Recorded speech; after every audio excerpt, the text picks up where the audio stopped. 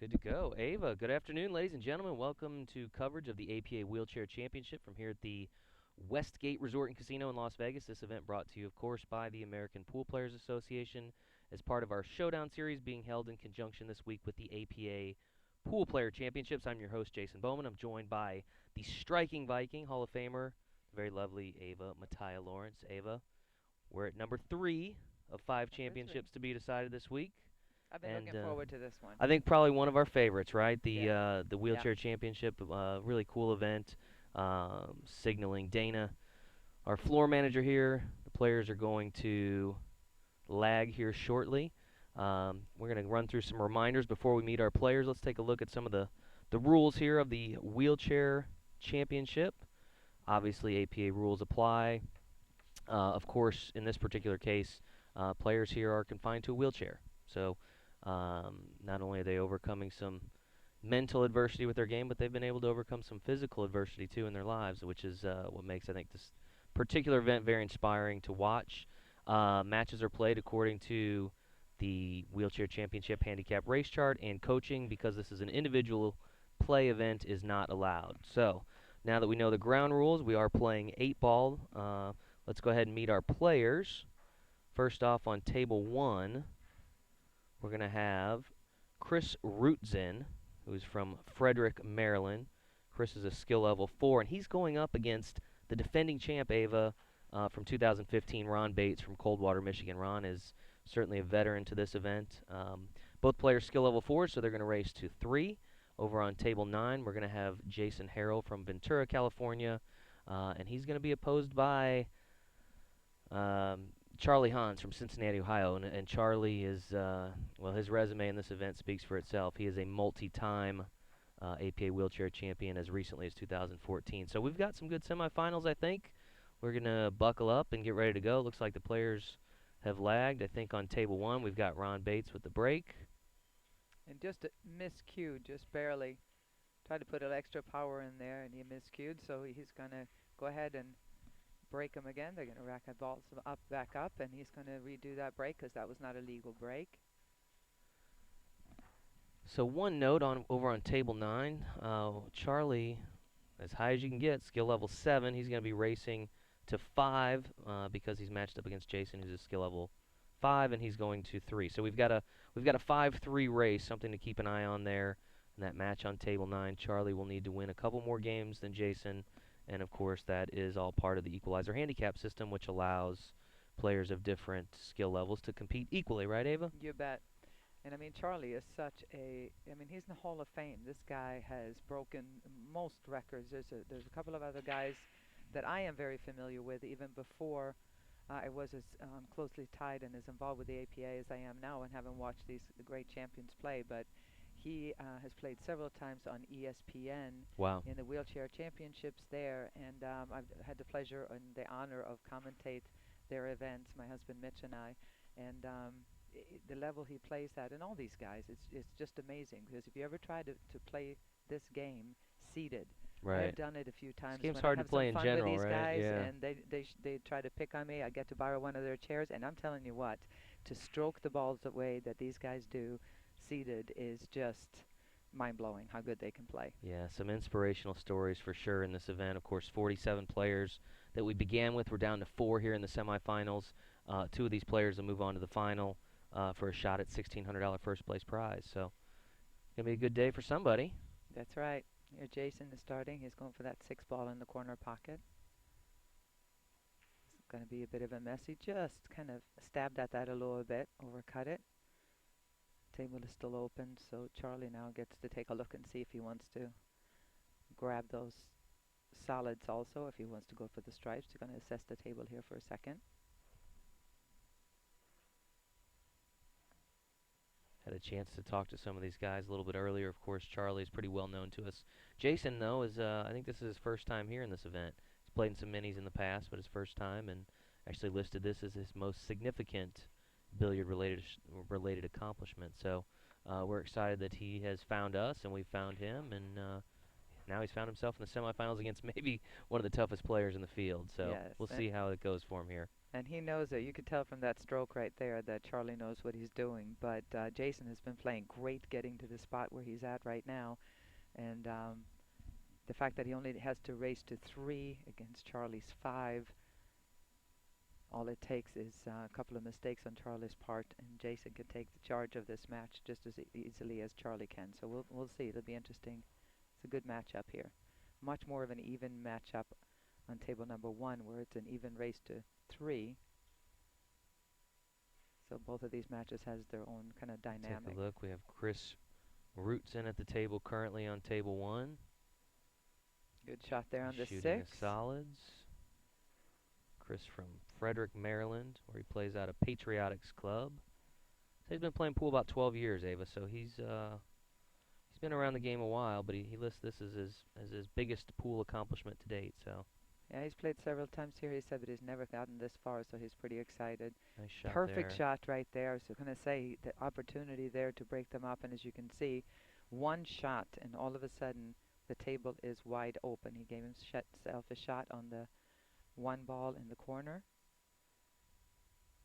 If he taps that in, the 7 is available in the opposite far corner, and if that 2 ball goes by the 10, he could really create something here. All right, gave himself an angle there. See if he can make the 7 ball all the way down in the corner. You know, I think it's important to mention that most of these guys, I think all of these guys, play in standard league play as well. So this is just another particular event that's strictly for them. But you know, most of these guys are out playing Tuesday night, Wednesday night, like I am. Oh, absolutely. So And I was talking to somebody here, and he was also playing in the singles. So, I mean, just this is a special event that has all of us have extra love for this event. The sure, fact that they have their own, but these guys compete very much, like you said, both in league night, in regional tournaments, and the singles boards, and can just as easily compete with anybody else that is in the regular tournament. Obviously, 2 balls going to create a problem here. Very thin cut, if he can even get by that 10 ball. The backwards cut on the 2 looks almost impossible, at least the angle we have. If he can try to push this 2 ball towards the corner pocket, even if he can't make it past the 10, he's still going to be in good shape, just blocking that pocket and leaving it right there in case so he gets another turn at the looks table. like he's asked for a bridge from the referee, Scott Sullivan. Scott, known Scott a long time. He's one of our top referees here at the APA Pool Player Championships, which again it began on Tuesday. We're down to Saturday. I can't believe it. It goes so I quick, doesn't know. it? Had some great matches in the 8-ball doubles championship. Yesterday we had the 9-ball shootout. We crowned 3 new champions there, 1 in each tier. Today we've got obviously the wheelchair championship here later on tonight. We've got the 9-ball doubles championship, and then the grand finale tomorrow, the 8-ball classic, where we'll have 5 tiers and 5 new champions. So still a lot of pool been played, a lot of pool to go. Lots to go. We appreciate everybody tuning in to check out the action here from Las Vegas, here at the Westgate Resort and Casino. This is And, Ron Bates at the table now. and Chris did exactly what he had to do. He blocked that pocket to where now Ron has open shots, but he's got that 11 ball to deal with on the rail, with the 2 being where it is. So he's going to have to either break that up fairly soon, or he'll leave it towards the end and just bank it across once the other balls are out of the way. But he did make things a little tricky for Ron by leaving that 2 ball right there by the pocket. You gotta, take what the table will give you. Absolutely. Can't create things that are not Absolutely. there.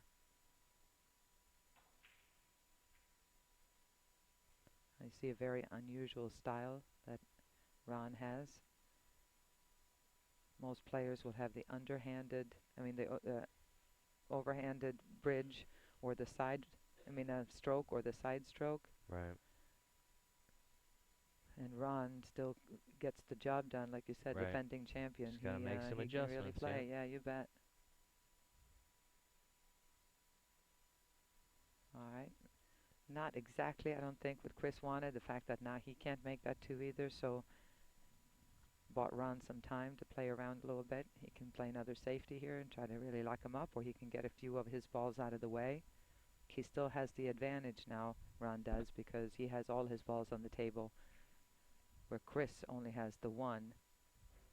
And anytime you put yourself in that situation where you're left with just that one ball, or even just the 8 ball, and the other player has all their balls on the table, you have the definite advantage if you have all your balls left. Ron's been shooting pool for about 20 years, he said, so a lot of experience. I know we've seen him numerous times in the later stages of this event, so I expect him to step up and perform pretty well in this match. I'm a little surprised if he goes for this, because now he's left a bank shot on this too for Chris. Instead, if he would have just sent the cue ball to the other side of the table, then Chris would have had no shot at the 2, and he might have to move it out of there and open up the table for Ron. We'll see now if Chris goes for this bank shot. He's going to take a look at where the 8 goes. Does it go on the side? I would think he's going to go for this bank shot. Make sure you hit the speed to where you leave it in the pocket if you miss.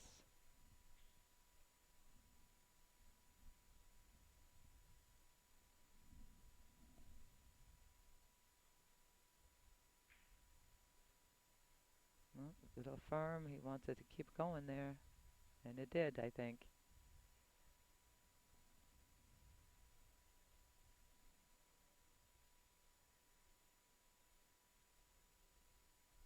We apologize, folks. We did get a little bit of a late start here with this round. Our quarterfinal round ran slightly longer than we had anticipated, so we do appreciate those of you that were patient and hung out.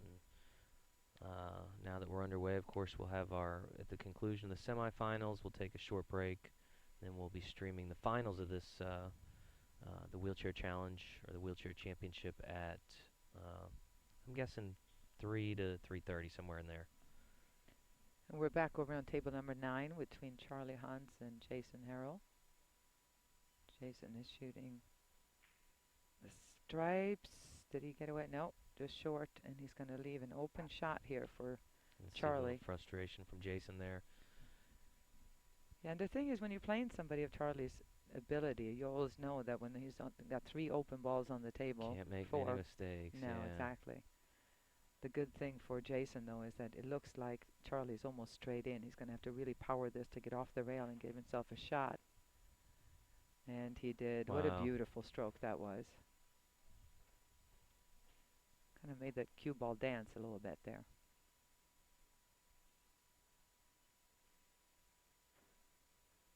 It looks like a nice little slight draw shot here on the 1 ball. It's going to leave Charlie a shot at the 4.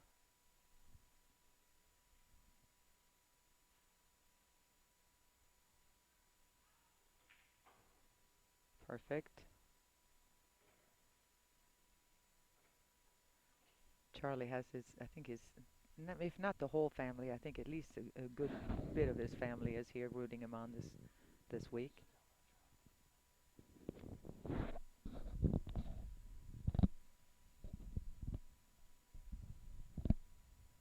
So Ava, I have to ask. I didn't see you at the pool party last night. What's up with that? Well, I had every intention of going to the pool party. I went upstairs to charge my phone at 6:30 and send in a business email, and the next thing I know, it's 4 o'clock in the morning. All right, So all right. Well, you missed I a great passed time. out. It was saw a the great video party. on poolplayers.com. Awesome. I wish I would have made it down It there. turned out great. You know, the weather this week that we've had here has been a little kind of like a roller coaster ride. Again, it's raining this morning, which is so not typical of Vegas. But last night was perfect. I mean, perfect temperature. Not too hot, not too cold. Nice shot, Great Charlie. night under the stars. So good time had by all at the Poolapalooza celebration. Of course, we'll hold 2 of those here when we're back in August. So you'll have another chance. Right? And it shouldn't be like a rainstorm and 40 degrees. Right, right. August, No, I'm guessing it'll be more like 110 and yeah. very, very dry. Very full pool by then, I would Yeah. think. Yeah. All right. So 1-0 Charlie on table number 9. Charlie just took the lead. And we'll see here what Ron can create. Ron is shooting the stripes. And Chris still has that 2 ball hovering around the corner pocket, just waiting for his chance. One mistake by Ron here, and Chris knows that he should have some kind of a shot at the 2. I was talking to these guys a little bit about how they got out of here, and most of the players there's not a large enough population of wheelchair players in their particular area to have to qualify. So, a lot of times their league operator sends them out to compete. But in Chris's case, because he's from the Baltimore area, which is one of our largest in the country, Right. that apparently he actually had to win a tournament amongst wheelchair players there to get out here, Oh, wow. which is kind of cool. So, Yeah, I know from our area, we sent one player here, Billy Eno, came out, and he plays on a couple of teams, and we also have one more guy that is, they're both fantastically popular players in our area, and they both play. And I think he said that next year we're both coming out, so we're going nice. to try to get them at both a spot if we can, because they love coming out here to the tournament. Ouch. Definitely a lot to love here at the Pool Player Championships. Of course, almost I think over $600,000 in prize money, some of which has already been paid out. Still a lot to be paid out, including $1,600 to the winner of this particular event later this afternoon. And we'll see here what Chris is going to do. It looks like the only shot he's going to have is a bank into the side pocket. We'll see the way he's going to cue it. If he's going to try to bank it in the corner, I don't think he can make it. Yeah, he's going to try to bank it in the corner, and because it's going to be a close hit, they're going to have the referee come over and make sure it's a clean hit on this Right. 8 ball. And so what you've seen there is where he's marking his pocket. Yeah, that's going to tough off the 10 maybe.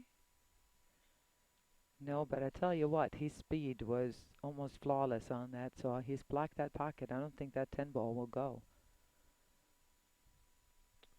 Ron taking a look at the table to see how he wants to attack the situation.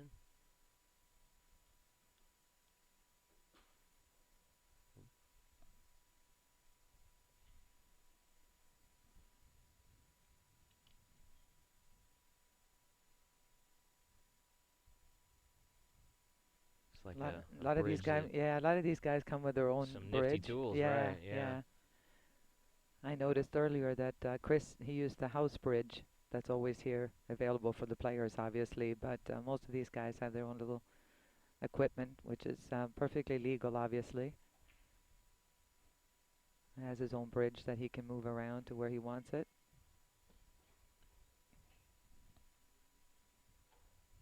Okay, we'll see what he can do here. He may be forced, Jason, to make these 2 balls, the 15 and the 9, and then he may just have to tap. Oh, he's going to play safety. That's a good move. It looked like he was aiming to make it, but he wasn't Smart. going Yeah. anywhere with that 10 ball being where it Yeah. was Ron's anyway. got a lot of experience here, so he's going to be patient and make Chris go to work here. Yep. Maybe give him trying to get a more favorable setup. Possibly, if he can hit the inside of the cushion here to go up the one rail and hit the 8, I might want to call that 8 ball in the side. It might go off the 10 ball into the side pocket if you come from behind it. And maybe what he was looking at now, just hit to the right-hand side of the pocket just barely and get fairly solid hit on the 8 ball on the right-hand side. It's not an easy shot. Looks The main like he's thing is it pondering doesn't that scratch. right now too. I just can't see another shot on there. But sometimes these guys, they play more 8 ball than I do. I usually mostly play 9 ball. Sure. And sometimes they come up with shots that I just didn't see coming, and I love it. I'm learning. I learn every time we have our tri-cups or cities or event locally, because I'm constantly learning little moves in 8 ball that you don't see in 9 ball. Right. Of course, 8 ball for those that are fairly new to the game that are watching is probably the more traditional game you're going to see, right? Absolutely. The solids, the stripes. You sink your solids or you sink your set of stripes, and then you have to sink the 8 ball in the pocket that you call. So the game I think that most people are familiar with, a little bit different than 9 ball, where you run the balls in order, sinking the 9 ball last.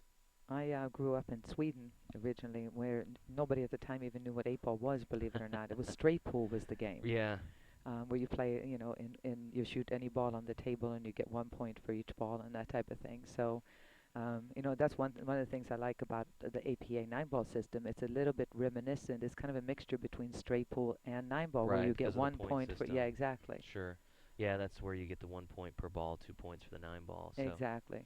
All right, we're going to move back over to table 2, where we've got Jason Harrell at the table, trying to pull even with Charlie Hans, who leads 1-0. And He's going to scratch there. Yeah, that hurt. Table is fairly open here with somebody of Charlie's ability and getting to start out with ball in hand. Jason could be in trouble here. There's nothing really tied up.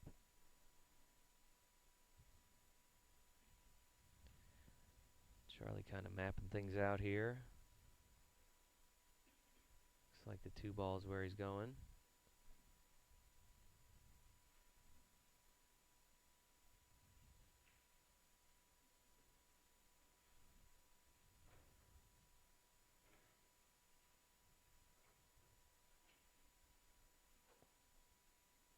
Charlie's been playing for 25 years, and he plays out of Michael's Billiards in Cincinnati, Ohio. Yeah, I think he's fairly well known there in the Yeah, I would think Cincinnati so. area. I wonder. I think there was an article, or at some point he did threw out the first pitch at the Reds game one day, or was recognized Oh, in the Reds really? game. Yeah, Oh, cool. yeah, a couple years back, I seem to remember that. So yeah, he's a fairly well known Well, he should be. local Like I said, treasure there in he racked Cincinnati. up an awful lot of hours on ESPN. I'll tell you what, through the years, the wheelchair championship they had for quite a few years running, and Charlie seemed to make the the finals pretty much in all of those events, or most of them anyway, that I recall. All right, 5 ball. He left himself a lot more angle than he wanted here. He's just going to pay attention because there's one pocket that 8 ball will not go in. The cue ball is kind of, if you draw this and come around, that's the pocket it's going to be naturally playing position for. So you got to hit it with some more or less speed, and that's what he did. That's the natural position, was for it to come around there. For those of you just tuning in, of course, this is the APA 8-ball wheelchair championship. This event began on Thursday, and we are now in the semifinal round this afternoon. You know what, Jason? It looks like that strike ball is high enough in the pocket where he can Might actually sneak make it it. I in, didn't huh? think he could have enough room. And that's Yeah, what he no does. doubt. So Charlie now with a 2-0 lead over Jason Harrell. Needs 3 more games to secure the match. We'll go back and take a look at Ron Bates and Chris Rootson. Chris at the table here. Still doesn't look like he's got a clear shot on the 8-ball. Well, it looks like it's now Ron Bates at the table. They've been playing kind of a cat and mouse here for a while, haven't they, Yeah. on these? It seems like Ron's kind of trying to keep him away from that 8-ball, whatever he can do. Well, Chris Until he did feels manage to make confident. that 2-ball. Right. He used that 2-ball as a safety tool for a very long time, and then Yeah. finally pocketed, chose to pocket it, but failed to make the 8-ball after that. So again, when you're at the table, you're in control. So we'll see here what Ron can create. 3 balls, open table. Little funny, he's in a tough position here because he's cueing over the side pocket. That makes it a little bit tougher to get a good bridge. Very nice. No doubt.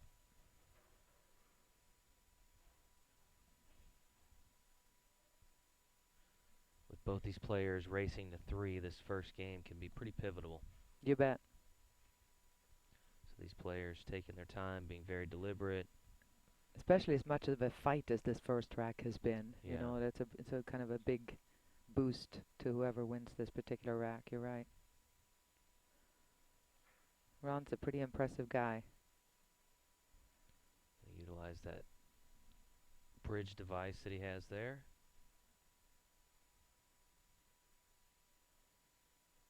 And for each shot, according to what's necessary for speed, for power, type of shot, and also obviously the distance and where he has it on the table, he adjusts just like the rest of us should. Right. Where on the cue stick you hold it to get the correct shot off. Looks like he's lined up correctly now for the 10 in the side.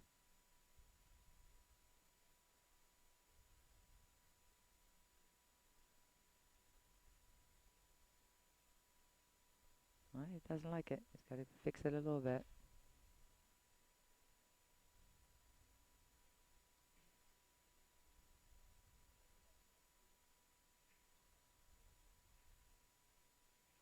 Yeah, There it got it. is.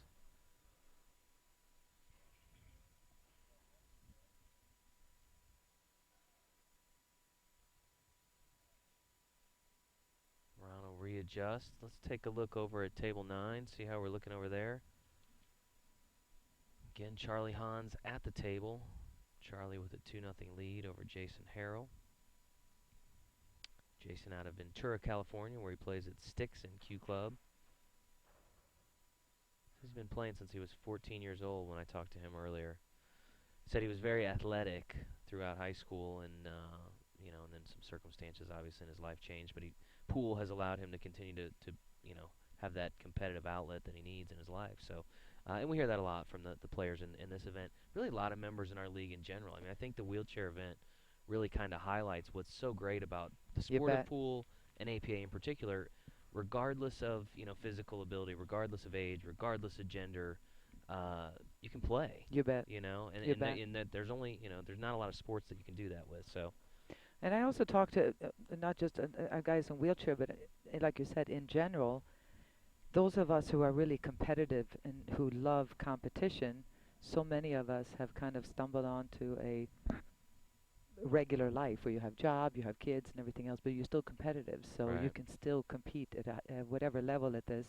And coming out here and seeing the APA setup and everything else where it feels like a pro tournament, that's a pretty cool thing to be able to do.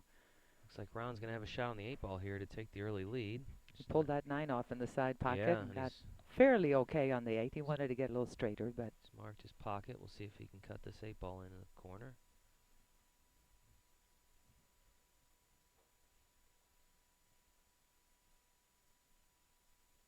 Again, both these players skill level 4s, which means they're racing to 3 games. The first one of 3 games will win the match and advance to the final round. I love how patient Ron is. He's not going to fire until he knows he's in the perfect position where he wants to be, and then hit or miss. I could probably take a few cues from Ron in terms Yeah, of my huh? game. No. I tend to not have that patience. I don't think that's All right. exactly what he was looking for, but didn't leave him with much though. So Chris Worked has out. got his Worked out work cut out okay. for him. Again, this is Chris Rutzan coming to the table. He'll have a chance to get the early lead here.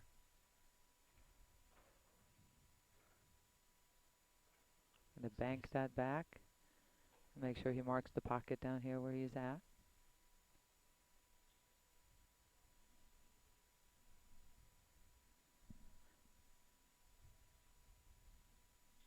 He has played here many times before, he said. He's never made it this far to the Final Four. Oh, watch it. All right, no harm, Can't quite get no it harm there. done. That bank, an awful lot of players will scratch on that bank shot, forgetting that if you think you put a little left spin on it, everything it's going to work out just fine and go deep. And so many times you bank that 8 ball and scratch in the corner pocket if you make it. So it's something to really pay attention to. But he missed the 8, and thus he also missed the scratch. So, but not a bad leave though. He missed it on the pro side.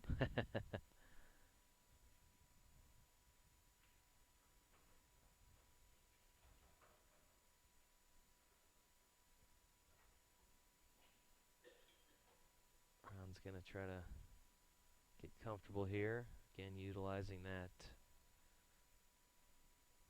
bridge of sorts. Again, legal for this type of play with APA.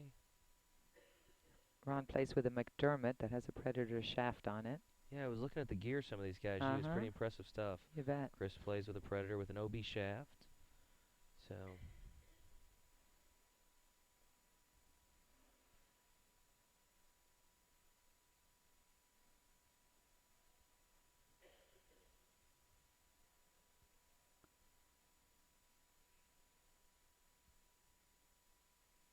Gonna play a safety.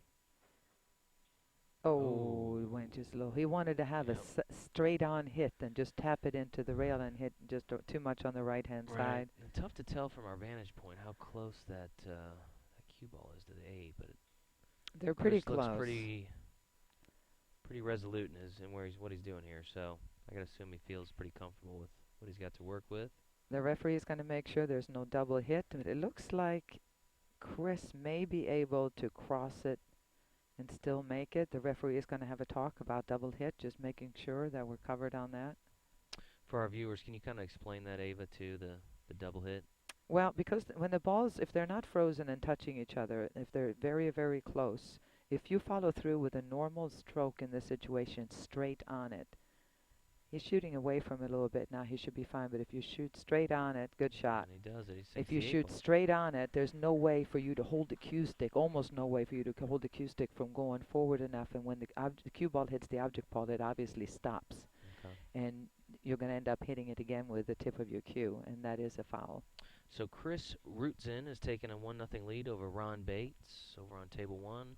You're now seeing table 2 with Charlie Hans at the table. He currently leads 2-0 over Jason Harrell. So Jason's going to get a chance here at the table. Jason has an open shot on that 10 ball, but he's got a problem with that 5 block in the opposite pocket. So this is by no means an easy situation for Jason to be in.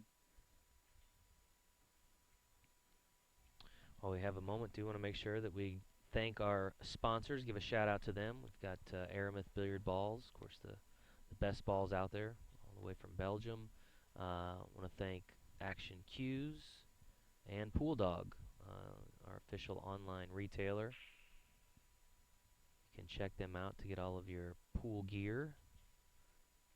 Of course, no shortage of places to get pool gear out here either this week, Abe. I was walking around looking at the vendors today, and it's like, wow. I just went right before when I knew that kinds of stuff. we were late getting started. I just went and got 2 bags worth of stuff over there. So yeah, lots of shopping that can be done here at the Poolplayer Championships. And I'll tell you what, if you're looking for a cue or a cue case or anything else that has to do with billiards in any way you perform, it's kind of like I saw a lady Nirvana making custom gloves, which were pretty cool. Yeah. Actually makes them custom fit to your hand with whatever design you'd like. So some pretty cool stuff going on. If you've never had a chance to visit any of the APA events here in Vegas, I strongly encourage you to do so. Of course, any APA member with enough scores can come out and play in our mini tournaments here on the grand stage.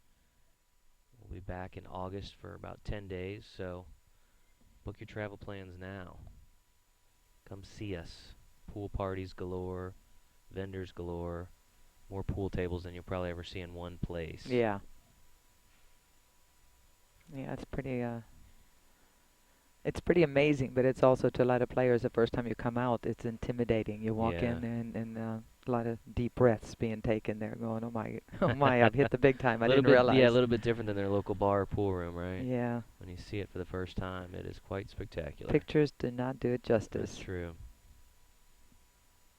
We'll have to get a big crane up or something so we can get that overhead shot of yeah, the you know arena. what we were able to do this time around. We haven't been able to put it together yet, but we put some GoPros up in the ceiling. Oh, cool. And so we should. I would anticipate the next couple of weeks have a nice time lapse of the setup. Most people don't understand what goes into setting up an event of this size, but it all starts with hanging lights and banners, and then you start setting up the pipe and drape and the tables, and it's a day, multiple day process, right, just to get that stuff in. But the fact that there's lights over every table as opposed to just kind of having the room lights on, but the fact that there's lights over every table is such a undertaking, but so well worth it and so professional when you get out here. Hanging lights is the #1 biggest challenge in doing these tournaments. Not an easy task by any means. So, but yeah, hopefully we'll have that time lapse footage in the next couple weeks, and should be pretty cool stuff. Yeah, see it all kind of come together quickly. Jason let go of the cue ball a little bit there. He had an excellent opportunity. If he would have stopped about 3 inches earlier, he could have just floated up for the other ball. But now he's going to have a severe angle here on the 15 ball. Try to find this path back over to the 12 or the 10, whatever's on the rail here. So doesn't look like he can just tap it in and roll the cue ball down for position. He's got to be careful so he doesn't get stuck behind that 8 ball. If he lets the cue ball go a little bit, there's also that scratch in the side pocket. That's a possibility.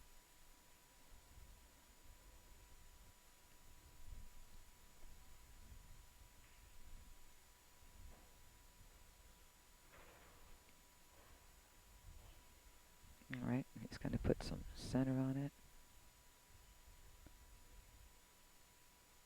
See if he can tap it in there softly enough.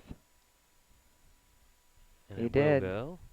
It's going to leave him a tester, though. Cue ball on the rail, length of the table. And if he makes this, he's going to have another tester on the 8-ball, which Right. will be a long shot. Yeah, nothing's going to come easy here for Jason. He's definitely got his work cut out for him. But if he can do it, cut that lead in half. And obviously, he's only got to get to 3 games here. So the first would be pivotal.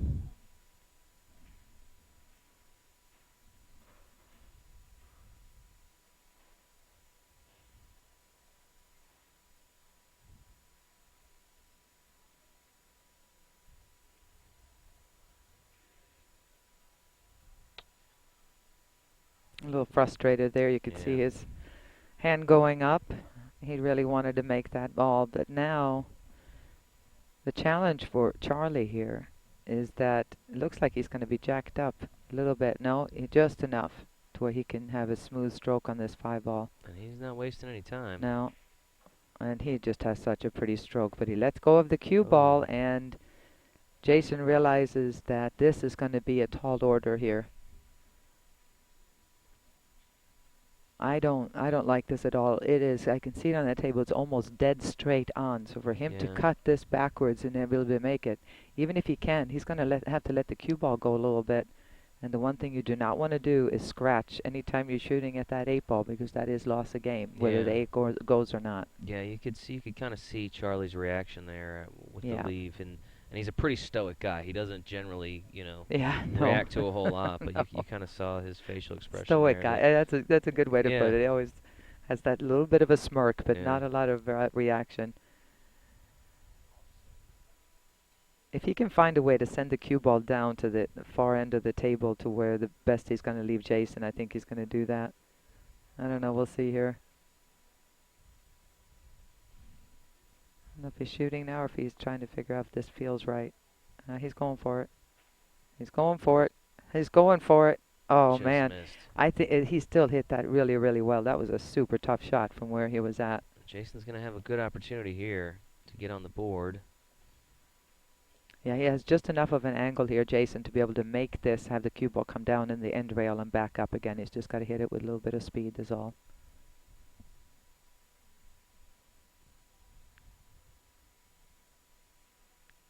He would have loved to have a little more angle, but he's got enough to be able to come back out. He's going to put the extender on. Man, these guys got some nifty gear. They do. They really got some toys there. When you see it's pretty impressive. Some of the adjustments. I have that one too, Do you? Yes, I do. Nice. Because I play on 9-foot tables and I'm not 7'2", 7 feet 2, so I need that once in a while. Still lets you deliver a nice stroke. There you go. Very Good nice. shot. This would be Brings it big right for back. Jason. Getting down 3-0 and race, with Charlie only needing 2. Right. This is a big, big, big game.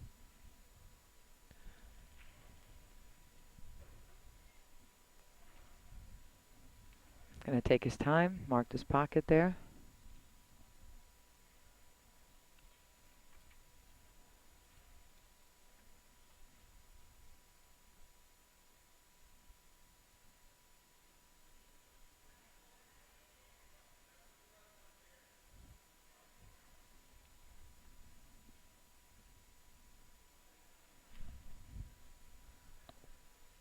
All right. Here we go. Jason Harrell attempting to get on the board against Charlie Hans.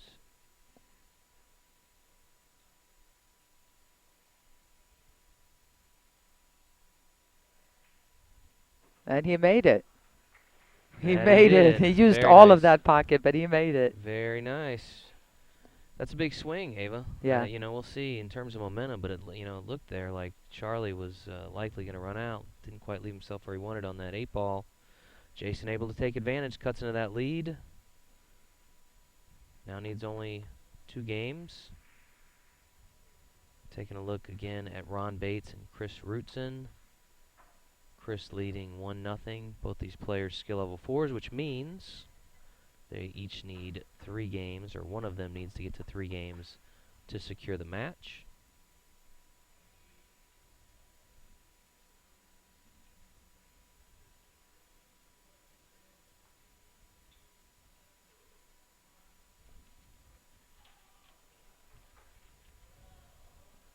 I was checking out the back of Ron's shirt there. It looks like he's got a long list of sponsors and supporters there listed on his shirt.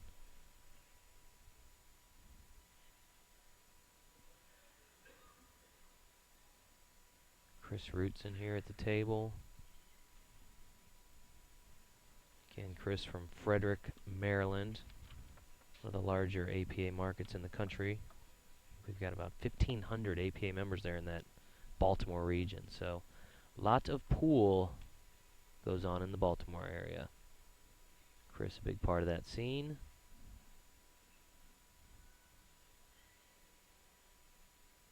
Shooting here on the 5-ball. Not quite. Just not enough. It's all right. It's not a bad place to place a ball, and the fact that Ron is snookered here. Yeah. On the stripe ball. Looks like Chris has quite the barrier. Yeah. He can take his time a little bit, Quite but the you got to be barrier around careful that because 13 all of ball, a sudden your opponent will come with that big shot that you weren't Yeah. expecting. So See what Ron wants to do here.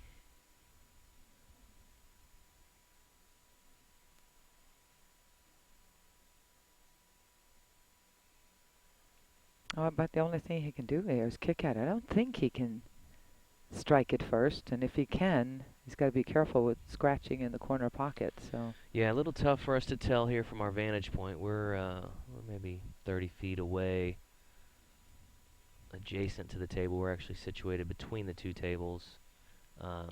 They tend to like to put the semifinalists both onto a different table for the championship round, so there's not an sure. advantage one way or another. So, whereas the championship table is situated directly in front of us, we're actually looking off to each side at these matches. So, Well, Ron made a good hit on the stripe ball there on the 13. The problem is nothing hit a cushion after contact, so that's going to be ball in hand for Chris. Neither the cue ball nor the object ball made contact with the cushion, so ball in hand, and we'll see what Chris can do here. First thing he should do is just look for where his problem situations are.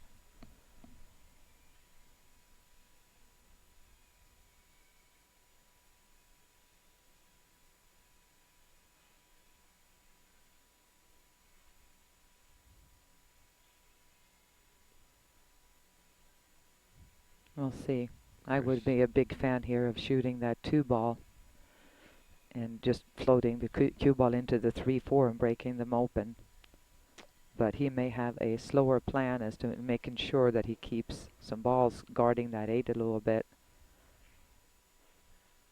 But one of the keys to playing, if you're going to try to play run out where you want to go all the way, is to make sure you deal with problems first. yeah. Now, if you're skill level 2 and you're a beginner in this game, that may not be how you're playing it, but certainly at skill level 5 and up, that's the first thing you're looking at. Where are my problem situations? Right. What balls are on the rail, and then kind of a tough spot to get to.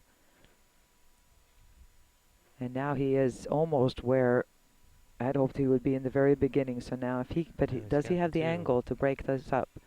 If not, if he can drift over, if he doesn't hit him, he can drift over and play the 6 and then play the 3-ball after that. Yeah, and of course we're playing 8-ball here, folks. So for those of you unfamiliar with the structure of APA and the skill level system, it's based anywhere from a skill level of 2 to 7, 2 being the lowest, 7 being the highest. So these guys both fall in that mid-level range. Yes. Skill level 4s.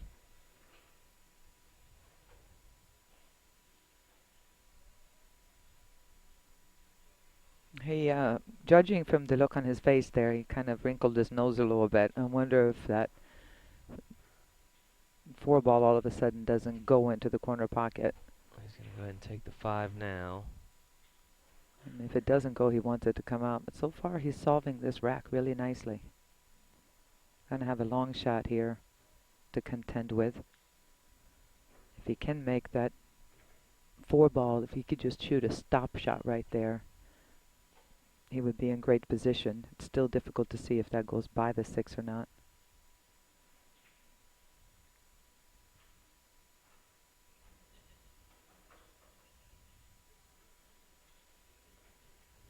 He was kind of looking at the 3. Yeah. He was assessing possibly making that 3-ball. That's not what you want to do, obviously, but it looks like he's queuing up on the...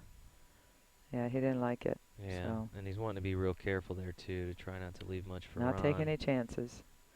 And again, the game is about, it's not all offense. The game is to Sure. not only not be afraid of shooting defense, but Right. also shot selection. Choosing the shot that's the smart option. Sure. If we could, let's take a look at table 2 real quick. Looks like Charlie Hans is he on the 8 ball here? That he is. He's just marked his pocket. So Charlie looks like with a good chance to go up 3-1 here. Race to 5 for him.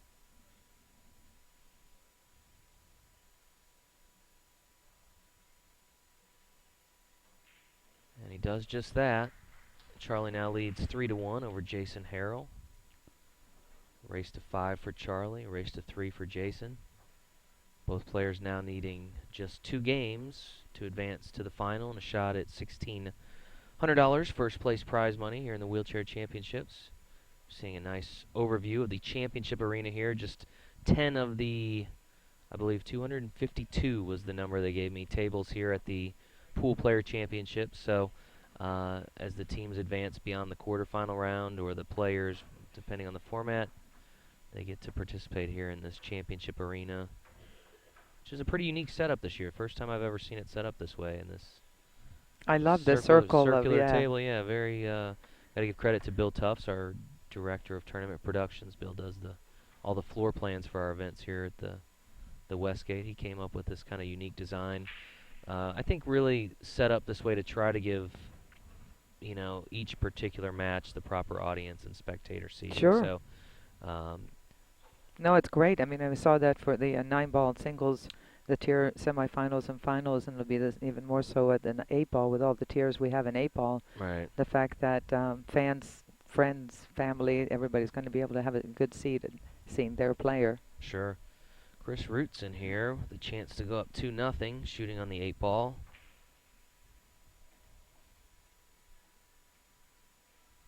And he did it. And he has it. So Chris goes up 2-0 over Ron Bates. Needs only one more game to put this match away. Nothing like being up 2-0 in a race to 3 against the defending champion, huh? It's got to feel good. That feels It's pretty got to good. feel very good. Yeah, he's doing a great job so far. Really keeping his head cool and playing the smart shot. Yeah. Not rushing anything, and all 4 players look very comfortable. Yeah. You don't see a lot of nerves. Sometimes you see some nerves when you No. get, especially when you get in this room and you see the streaming booth and the trophies, and obviously you get some spectators in here. So, but for the most part, all 4 of these players have, like you're right, seem very calm. And especially for Chris and Jason, who have not been in this spot, as far as Right. I know. I don't think Chris has either. But He's played many times, but he yeah. said he's not really come close. I think maybe top 8 is the best that he's ever finished in this particular event. So And we know that Ron and Charlie, we've been saying, they're used to this kind of pressure. But the right, other two, I mean, they're staying right there, equally focused and equally, at least they look equally calm at the right. table. So who knows what's going on with the On nerves the and the inside, butterflies? yeah, I understand that perfectly. You know, you got to be a bit of an actor when you play this, because you don't want your opponent to think that you're falling apart, Sure, you even gotta if you keep your feel like it. keep your poker face on. Yeah. This is Jason Harrell at the table here on table 2.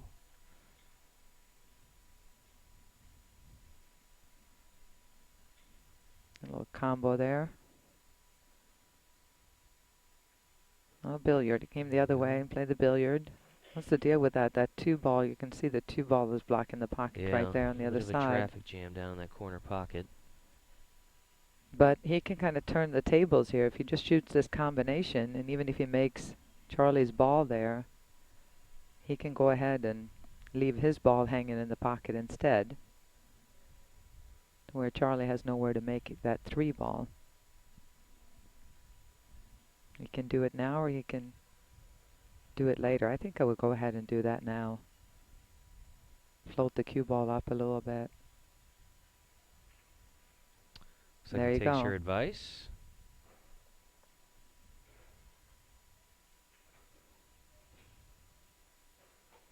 It's definitely got to be a little intimidating going against a player of Charlie's history. Yeah, he's a His legend. resume. Yeah. In fact, we went back prior to the match and tried to figure out exactly how many times he's won this event. And I know it's more than two. I know he won in 2013 and 14, but we only had a few minutes to do some research. So he's won this event a handful of times, and Yeah. most of the players that participate in this particular event, all 47 of them, generally quite aware of who he is. Kind of like Brian Parks yesterday, who was in the black tier, the 9-ball shootout. I mean, some of these guys that have some history with this particular event, Right. they get to be known pretty well by their fellow competitors. So Yeah, I think Charlie is one of those. Who do you play, Charlie? Oh no, it was one of those. that's the name you don't want to see on the bracket, Bummer. right? Yeah. Not that he's not beatable, of course. Sure. Well, just look at last year. I mean, Ron Bates, last year's champion. Yeah. I know Ron and Charlie have faced off in the finals a couple of different times over the years. So for that to happen, Ron's got his work cut out for him, though, with Chris Rootson now on the hill. We'll take you back to that action on table one. This is Ron Bates at the table currently.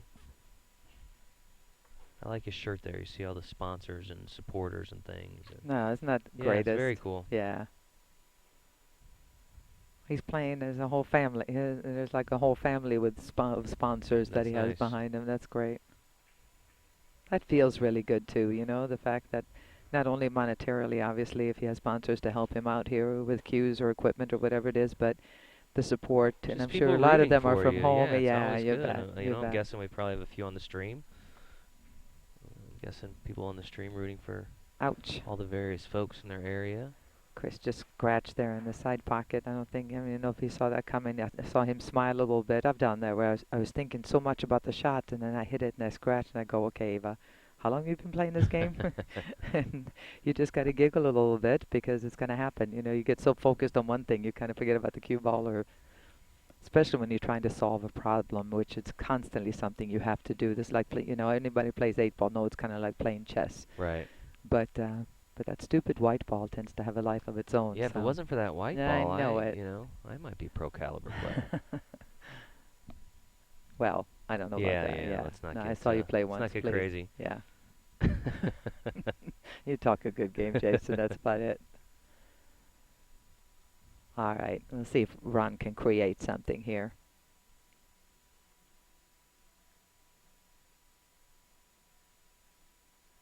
He's trying to map out his plan here, trying to figure out what he needs to deal with first, what he needs to do to make things work here.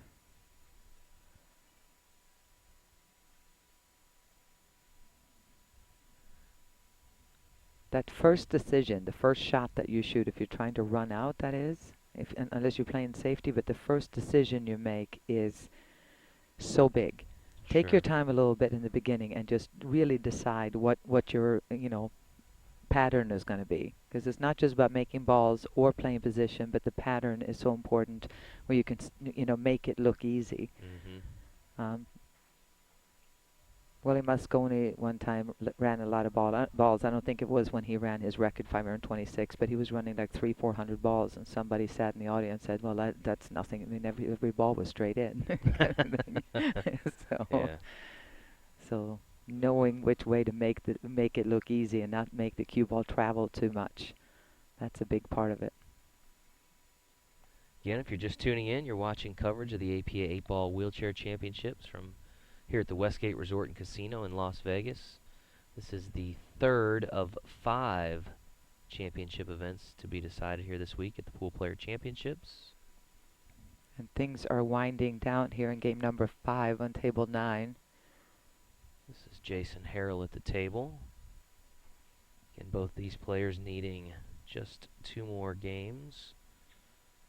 Both trying to secure a spot in the finals for $1,600. Make this 10 ball in the corner. Needs to get out towards the middle of the table to have a shot here at the 9. Nice All cut right, there. wants to come up a little bit more. He's going to have to take more of an angle here. But I think he's okay with this. He's happy with his position. And I'm sorry we missed it. We're kind of watching both tables a little bit. Unfortunately, we can only show one at a time. But the reason why he got back to the table and made the last 2 shots here is because he played an incredibly great safety. on Charlie and froze him on the back side of that 8 ball where he had no shot at the 3. So he has earned his spot where he's at right now.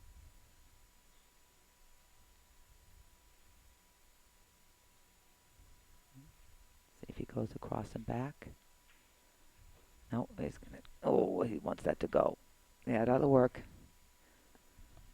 Golden opportunity here for Jason now. A shot at the 8 ball would put him on the hill if he can pocket it. He's going to mark his pocket.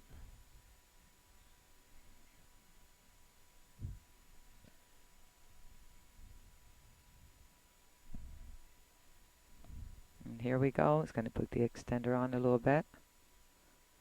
You prefer doing that instead of having to use the bridge. Many players do. Not all, but many do. And have the cue over the 3 a little bit. We'll see if that's going to affect him in his stroke here. Now, how long have those extenders like that been around, Ava? Probably about, I don't know, 7, 8 years, 7, maybe. okay. Yeah. Just some of the evolution of the sport there. See here, big shot on this 8. And he did it. And he's got it. Beautiful. That's a big game there for Jason Harrell. He now has 2 games on the board.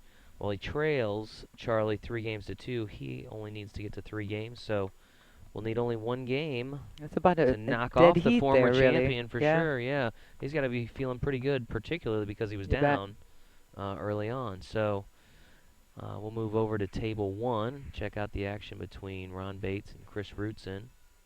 Chris at the table here, leading 2-0. Of course, he is also on the hill, meaning 1 more game for Chris is going to send him to the final round.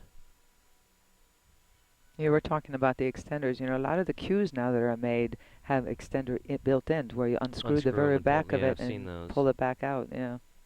Yeah, I guess each sport goes through its, its different technologies. Yeah. In football, obviously, some of the equipment gets better and safer. Sure. In baseball, you see some of the protective stuff. And you don't see it as much in billiards because it's still wood. Wood is still the thing. Still you know sticks, what I mean? balls, and a. For most people, you get that feeling of Right. the wood, you know, in the shaft especially. Right. So, but there's still some toys out there.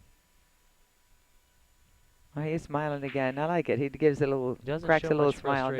No. We'll see if Ron can take advantage here. Got a bit of a reach here to get to this ball, and he needs to hit it with a little speed, I think. I don't think he has enough of angle to just roll it in. He's going to have to hit some center ball to come out for the 10 ball, excuse me. Want to remind folks we'll be streaming shortly after the semifinal round, the finals of the wheelchair championships, and then this evening we will have the 9-ball doubles championship for you. So still a lot of pool to go today. We're going to bring you quite a bit of it.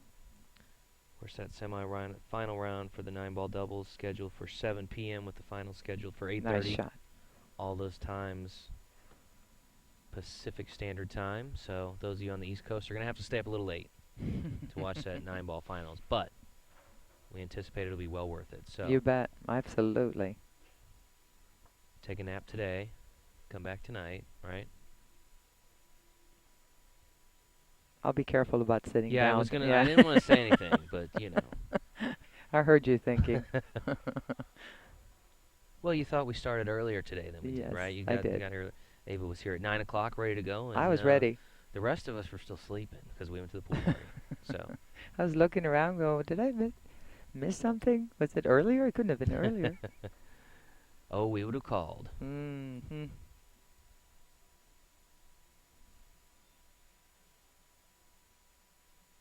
Okay, nice little tap shot here. Bring the cue ball up and play the 8 ball in the opposite pocket by the 5 here, I would think. Just like that. Very It's the nice. stop. Nice shot. Gonna mark his pocket here. Got a little medal. You see pocket markers of all sorts at these types of oh events. my goodness, Lucky do you ever? charms Yeah. and rubber duckies. I saw a yeah, couple all of those kinds this of week. things. All kinds of things. Everybody's got that lucky charm.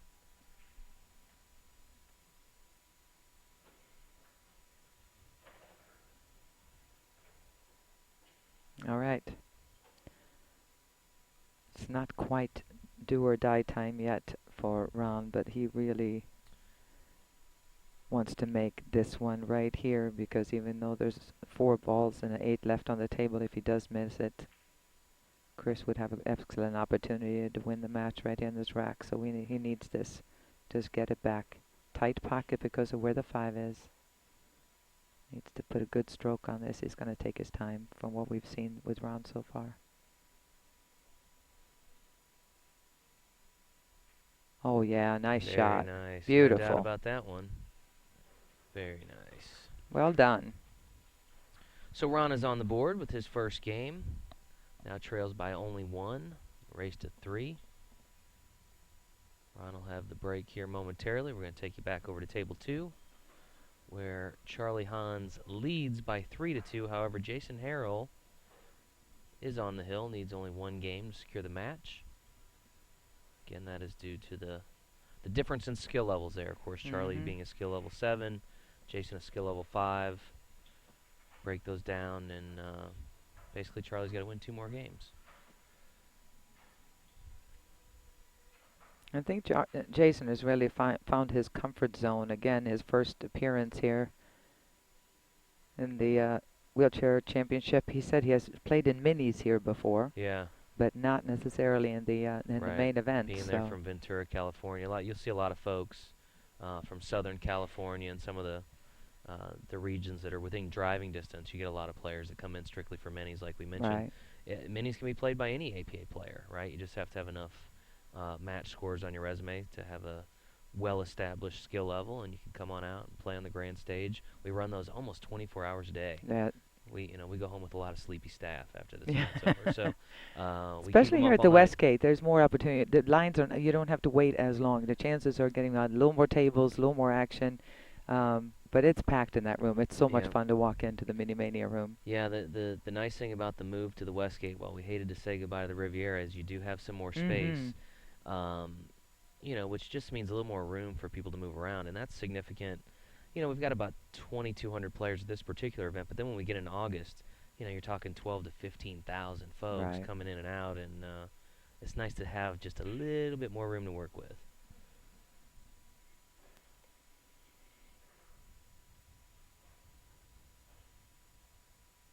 Westgate has been outstanding to us this week. Their staff working very hard to make sure the pool players are happy. I know we've been very happy to be here, so we thank them for all their hard work. As Charlie Hans pockets the 5 ball on the side.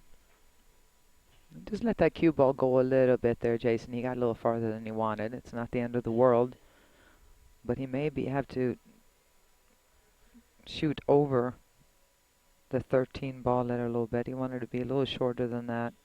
If he would have come a little shorter, he might be able to draw the cue ball up towards that 4 and break it open. Now he'll have to shoot the 1 and then maybe use the 1 ball to break up the 4.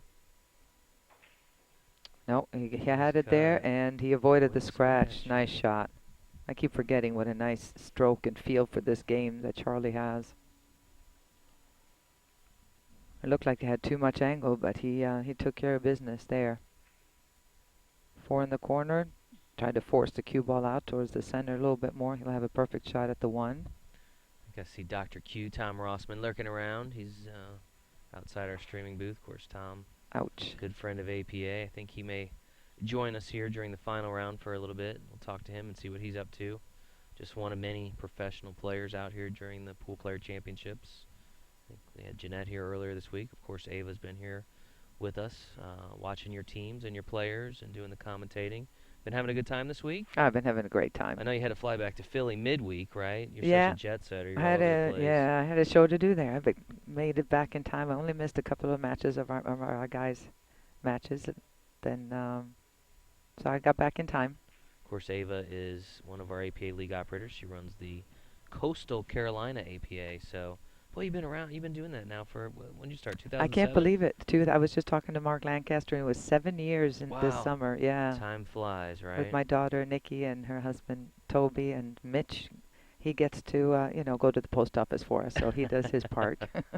Very cool that you can make that a, family business. Oh, it's been great. And I know and you met love so many with the great players. people. Yeah. We have about almost 300 league operators in our network across North America, and of course we have a couple partners overseas in Japan and China. But still some great areas of the country. If you're interested in becoming a league operator, still a few really good markets out there. Corpus Christi, Texas, I know is a beautiful market. I think Flagstaff, Arizona, Vancouver, Canada. Oh, I may want to go there. Oh, Vancouver, I it's a know. little cold. Man, I don't Yeah. know. Wait a minute. Well, this Yeah, time a of year little might be the rainy. time to go, Yeah, but true. I think Vancouver probably the crown jewel of remaining markets. Um, so Yeah, if you're interested, yeah, visit our website poolplayers.com. if you like to run your own business and if you're not afraid of working hard and meeting a lot of fun people, then it's great. It's Yeah, really great. don't mistake the fact that it is hard work, Oh is my it not? gosh. Most people say, "How hard is it to be a league operator?" What would you say to that? Oh, I had no idea. You know, being a professional player, I've had plenty of conversations through the years with both Larry Hubbard and Terry Bell, the founders of this league, and they were saying that tell me a little bit about it, and then somebody said, "Would you be interested in doing this?" And then I kind of one step. I never had any idea how much Yeah, work I'm going it's running a something league. else. How tough can it be? You just Right. send out some score sheets and then Yeah. oh my gosh. Yeah. But it's rewarding. It's just the people business. It's just being around people and having some fun. And I think that's a great way to describe it. It really is all about the people. how about that shot? Very nice shot there by Didn't see that Charlie coming, did Hans. you, Charlie? No. I mean, Jason. No. Yeah, no, that Didn't was see that. pretty good. I think Charlie might have seen it coming by time he hit it. I don't know if that was what he was planning on doing, but if he did, he hit it really well.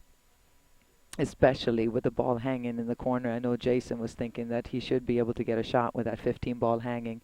But not only did Charlie manage to make the one, but he got a position on this 2 ball, avoiding that corner. And that was a heartbreaker He's got for it. Yeah. Jason.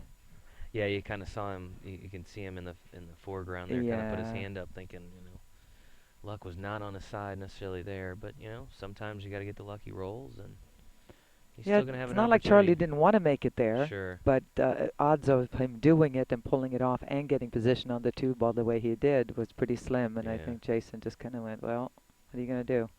It'll be a race to 1 from Yeah, here. it'd be a hill race here if Charlie can make this 8 ball, and he does without a problem. So Charlie now leads 4-2. Charlie needs 5 games. Jason needs 3. So we've got a hill match Yep. on table 2 in the semifinal round. So, and that's the way it should be, right? That's what we're always Exactly. looking for. Is Exactly. hill races are a good thing. That means the handicap system is working well. That's right. I'll take us over back to table 1, where Ron Bates is at the table.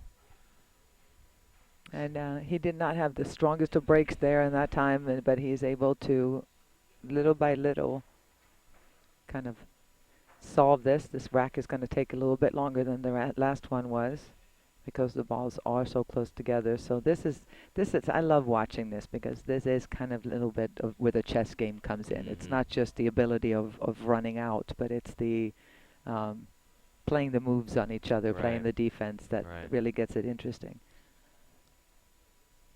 And 8 ball is such a great game, especially on a bar table, on a small table, 7-foot table, because on the 9-foot table, it opens up so much Right. that even though you shoot longer shots, it's an easier game than it is on the 7-foot table because of all the traffic. Yeah. The 9 ball, on the other hand, is easier on the bar table because you only have the 9 balls, and you don't have to shoot the super long shots like you do on the larger table. But 8 ball is a much better game to me on the 7-foot tables because of the little moves that you have to do, Mm-hmm. because you can't just always run the table. I know most of the tournaments you play in obviously are 9 ball. Do you ever play any 8 ball? Just messing around, I or? won the 8 ball, the international or world championship in 1989, I think. Okay. And that was the last, at least the women's big 8 ball tournament that I played in. Okay. Then we had a tour for a short while called the IPT. We had that was 8 ball, but other than that, it's Seems like 9 ball everything's is the gone in the pro way of game. 9 ball. Is that just because it's a little faster? First of all, yeah, I would guess it's more conducive to television. In other words, if you get into one of these battles, so when we got the tour on television, the WPBA tour, then you can get into these safety battles where one rack of 8 ball can take a very long time, Right. which is not very conducive to TV, sure. television. So Makes 9 ball sense. kind of became the game, and 10 ball has kind of grown a little bit. There's quite a few 8 ball events, especially on bar tables on the pro side now, that are around the country here and there, especially on the men's side. But the game of 9 ball is still definitely the game. Yeah, it's interesting too when you look at like our league over in Japan. Hmm. Almost all 9 ball over there, Yes. and I have to assume it's because it's what they've seen on TV We sold relative to all of our pool. events through those years when we had a lot of events on WPBA to the Asian market, to Yeah, Star TV over there, and they were watching 9 ball 9 ball, forever. 9 ball, So 9 ball. yeah. Yeah, So they, I know they play a lot of the APA 9 ball over there. They yeah, also play 8 ball though yeah. as They well, they right? do they do play some 8 ball as well. So, but I know when we got started over there about 2007, primarily 9 ball, and Nori Nanjo, our representative over there, has been really great about introducing Hmm. 8 ball to those players as well. So But it's like anything else, soccer is the biggest game in the world, but we have our football here. It's right, kind of right, what it started. It's hard yeah, to kind of get baseball started in Norway, right. same thing. Nice So shot there by Charlie. beautiful. He's plays so good. He can smell it now. This is it. This could be for the win right here. This 8 ball. Thin cut. Got to watch out for the scratch cross side. He could also bank this 8 ball, obviously, if he doesn't want to mess with the scratch opportunity. But Did he mark that pocket over there? I I think he's can't still tell if thinking he's what he wants okay. to do.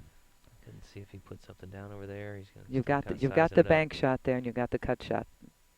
You always want to cut it if you can, because then you don't have to worry about the cushion working against you if it's playing short or long, or you're a little insecure there. So if you can cut it, you want to cut it. You just want to make sure you're not So he's messing with the scratch, that you really think about, do I want to put a little bit of inside on this, a little bit of outside English.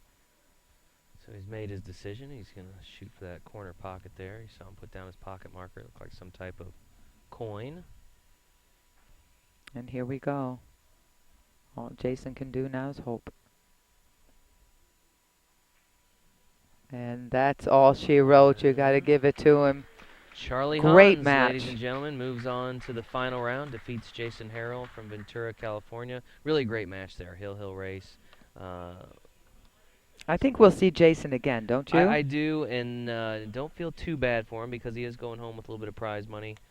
He's going to finish tied for third and take home $400 here in this event. So all in all, pretty good couple days for Jason, and I think there's a lot he can take away from that match. You're playing arguably the toughest man on the bracket there, and you go to the hill against him. Yeah, So that's right. He played a great yeah, match. Both of them nothing did. to be too disappointed there.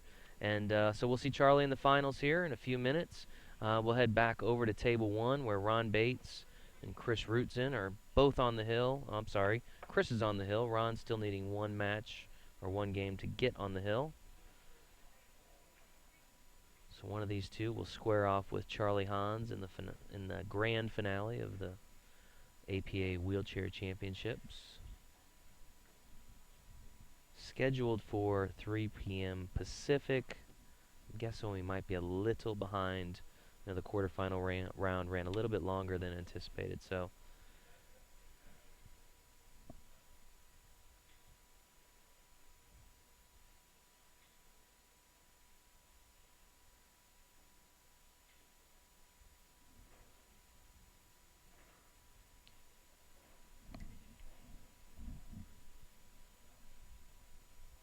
Chris been playing since 2004.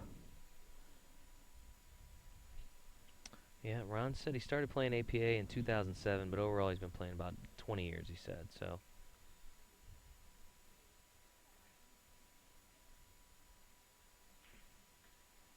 Just caught part of that side pocket. It looked like for that rail.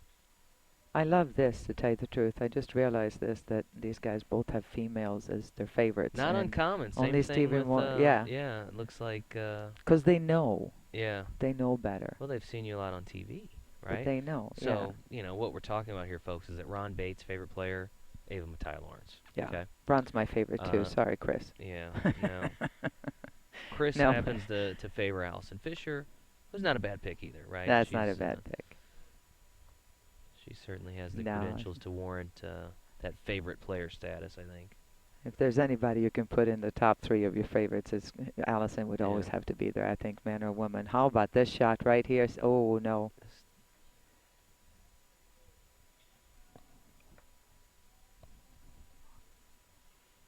Have you and Allison squared off in any matches lately? I know you had a WPBA event, I think, last month Yeah, in we Pittsburgh, and maybe won we in didn't play February. there.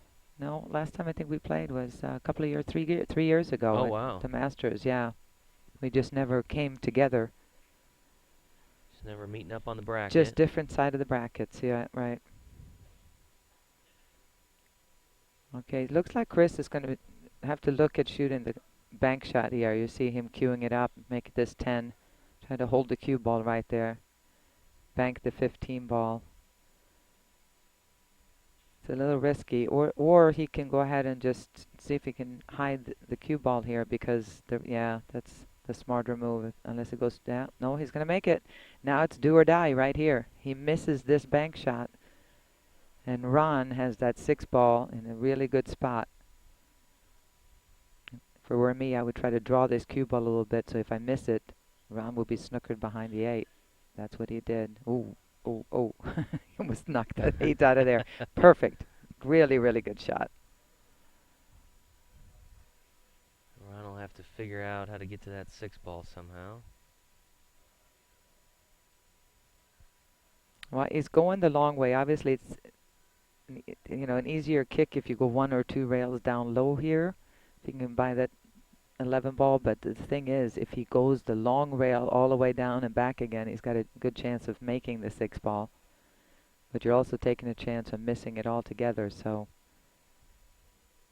if you wanted to get the definite hit, you would go 2 rail side and bottom cushion to hit the 6. And I know. Ron desperately trying to avoid giving up ball in hand here.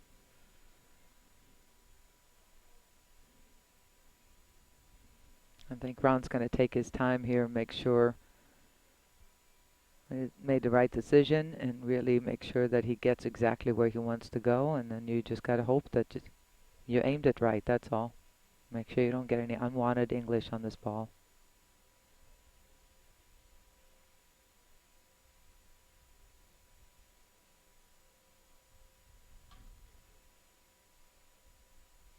No.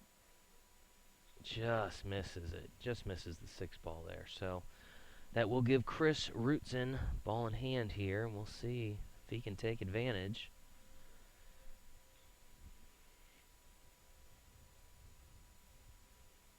A win here would put him in the finals against Charlie Hans, who moments ago defeated Jason Harrell of Ventura, California.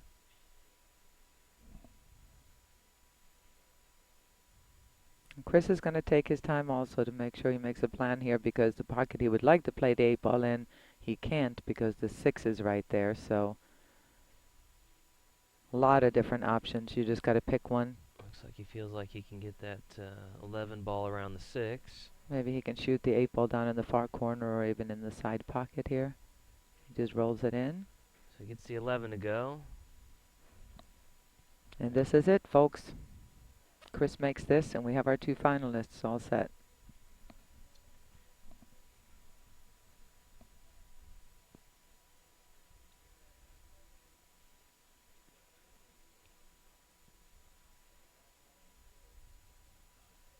Grabbing his pocket marker. Designate which pocket he will attempt to sink the 8 ball into. Looks like he's going to be shooting for the side.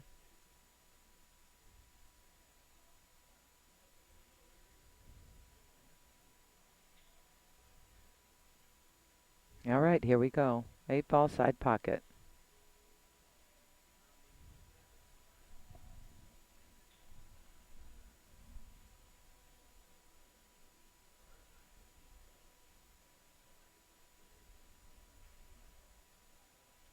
There you have it, folks. Chris Rootson is moving on to the final to face Charlie Hans. He defeats our defending champion, so we will have a new champion this year.